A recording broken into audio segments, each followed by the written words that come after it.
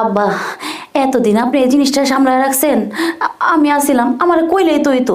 এখন থেকে প্রতিদিন আমার কাছে আইবেন। কি ব্যাপার, তুমি উঠলা কে? উঠলাম মানে আমার হয়ে গেছে, আমি কি করবো? হয়ে গেছে মানে? তোমারে কয়টা দিন ধরে সারা রাত ডাকাডাকি করি, তুমি আমার কোনো কথা শুনো না। তুমি আজকেও এরকম একই কাম করছো।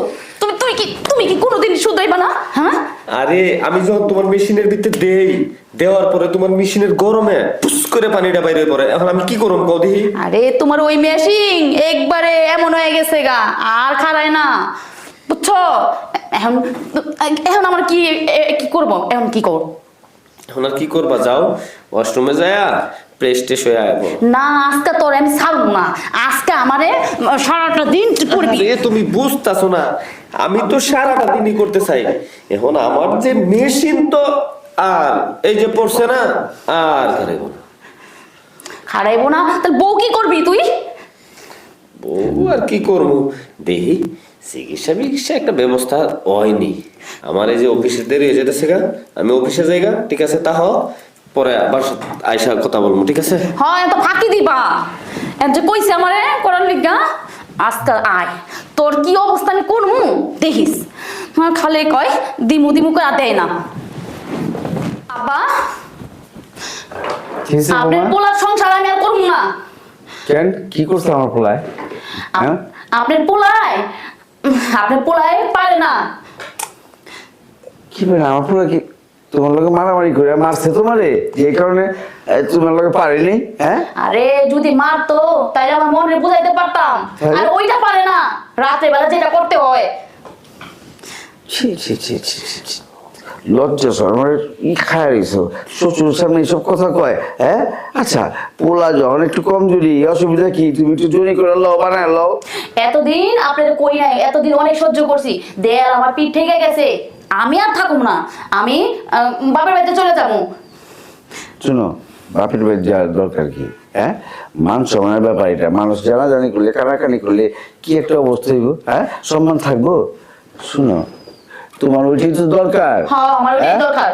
ওইটা যখন দরকার তোমারে, তুমি তো কিছু মনে করবা না?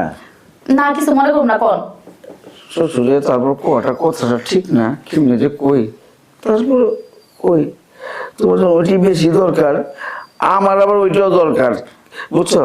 তোমার শাশুড়ি তো আজকে 5 বছর হয়ে গেছে গা, খুব অস্থির লাগে, বুঝছো?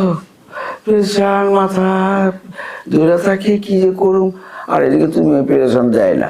তো একই বাড়ির মধ্যে যখন আমার পোলা এটা করে, তুমি পারে না, আমি পারি, তাহলে দরকার কি? সমস্যা এইখানে, সমস্যা সমাধান এইখানে। তুমি আমার লগে কইরা দাও। বাবা, আমার মনের কথাটা কইছেন। পোলাজন পারে না, তো এই কাজটা আপনি করেন, তাইলে আমি আর যাবো না, এই সংসারে থাকি। ঠিক তো?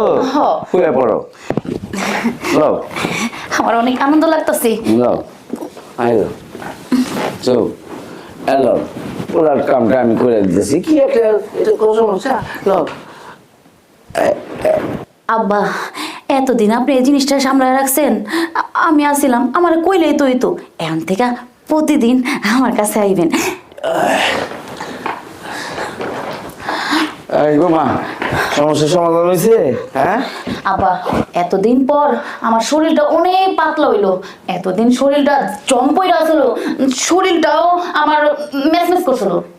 হ্যাঁ, আজকে অনেক শান্তি পেয়েছি। আচ্ছা, যাক, তুমি যে শান্তি পাইলে, তাহলে তোমার লেগে আমি এই কাজটা করো, নাহলে করতাম না। শুনো, মন থেকে বলতেছে, আমি আজকে শান্তি পেয়েছি, শরীরটা হালকা হয়ে ফুরফুর হয়ে গেল, বুঝছো? তুমি পোলা যখন আসতে পারে, তখন তুমি আয় পড়বে, এইখানে ঠেকাম চালা যাবে। শুনেন, আপনার পোলা থাকবো নামে, আপনার থাকবে কামে। হ্যাঁ, ঠিক আছে, তাহলে যাও, পোলা আবার আয় পড়বে। শুনেন আব্বা, আপনি পোলা রাত্রে ঘুমায় গেলে আপনি আমার কাছে আইসেন, আজকেও খেলাটা হইব। আচ্ছা, পালমে নিচে আমি যাই ঘুমায় থাকুন। আচ্ছা, ঠিক আছে, যাই আমি।